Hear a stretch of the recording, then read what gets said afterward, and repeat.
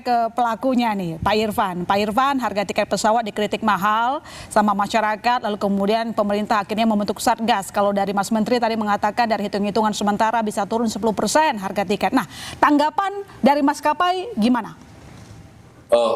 Terima kasih. Sebagai full service ya, silakan.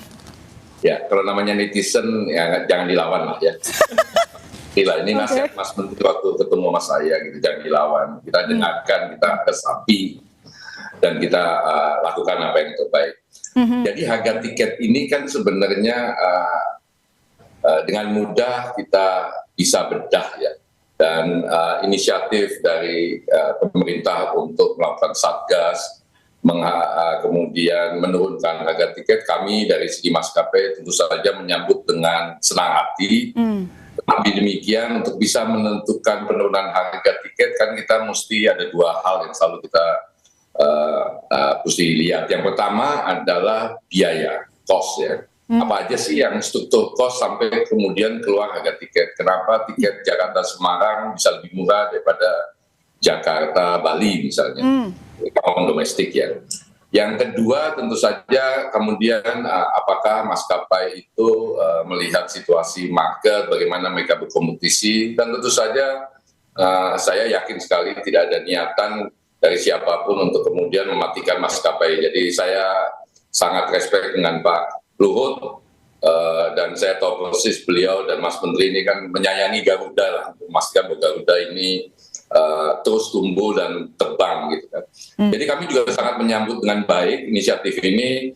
Namun demikian tentu saja sebelum kita ngomong bagaimana menurunkan, marilah kita buka sama-sama struktur biaya sampai harga tiket itu bisa sedemikian rupa. Jadi mohon difahami ada dua struktur biaya besar. Yang satu yang kita sebut dengan tarif yang ditentukan oleh Kementerian Perhubungan. Dalam bentuk kalau kita ambil maksimumnya tarif batas atas. Jadi pemerintah lewat Kementerian Perhubungan itu menentukan penerbangan dari satu tempat ke tempat lain, misalnya Anda nggak boleh lebih besar tarifnya dari angka X gitu misalnya. Ya itu kita sebut dengan tarif batas atas. Nah di dalam tarif batas atas itu komponen di dalamnya, kalau saya boleh sebutin satu demi satu ya, supaya kita lebih transparan ya, itu adalah yang pertama fuel, yaitu aftur dalam hal ini.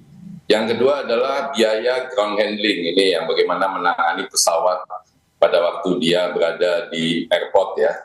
Yang ketiga adalah biaya pendaratan atau disebut dengan landing fee, kemudian biaya navigation fee.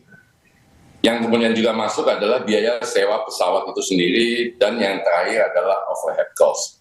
Nah ini ada formulanya sedemikian rupa, kemudian dikali, ini aturan yang ada sekarang adalah dikali jarak yang ditarik lurus dari satu kota ke kota lain, misalnya Jakarta Palu itu ditarik lurus, oh ini sekian nautical mile, dan kemudian ini adalah block hours-nya berapa lah istilahnya.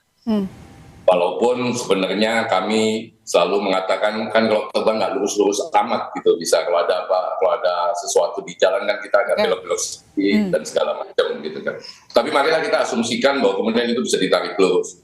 Itulah yang kemudian menimbulkan apa yang disebut dengan tarif batas atas, atau tarif yang sebenarnya jadi domainnya maskapai ya, terkait dengan biaya-biaya yang dia terkait. Nah ada kelompok biaya yang kedua yang nggak ada urusan yang sebenarnya dengan maskapai apapun, yang kalaupun itu masuk ke dalam biaya tarif pesawat itu lewat-lewat aja gitu. Yang adalah yang kita sebut dengan airport tax, istilahnya dulu airport tax sekarang BP2PU lah gitu ya. Itu ada satu, terus ada PPN 11%. Kemudian ada juga jasa harga gitu kan. Nah ini komponen yang kalau masuk ke kita yang kita mesti setor balik gitu. Jadi sebagai satu contoh misalnya ya, penerbangan Jakarta Jogja 1,2 juta Garuda, kita potong dengan biaya airport tax di Cengkareng Terminal 3 yang mendekati 170.000. Garuda kan mesti dari Terminal 3, nah Terminal 3 itu 170.000, kalau kita di Terminal 2 120.000. Oke. Beda 50.000 harganya ya. Nah, itu setiap kali terbang 150.000. Kemudian Oke. kurangi 5.000, kemudian di dalam angka tersebut sudah termasuk PPN 11%. Net-netnya sebenarnya yang diterima oleh maskapai itu hanyalah sekitar 900 ribuan. Ya kan? Oke. Nah, sementara kos-kos yang tadi saya sebutkan itu semuanya kayak ground handling fee, saya bayar PPN, maintenance saya bayar PPN. Dan segala macam. Yang saya ingin sampaikan juga bahwa TBA yang ditentukan itu dari tahun 2019 nggak berubah selama 5 tahun ini. Baik. Jadi kalau harga tiket naik, udah pasti nggak mungkin dari kita TBA. Karena apa, TBA udah 5 tahun nggak naik. Kalau tadi di awal kenaikan ugal-ugalan, bisa dicek, Garuda nggak pernah berani menaikkan. Kita pemiliknya pemerintah yang bikin aturan pemerintah, ya pasti kita nurut sama pemerintah kan. Udah 5 tahun ini nggak naik nih, gitu. Oke, berarti di sini ada kritisasi soal TBA.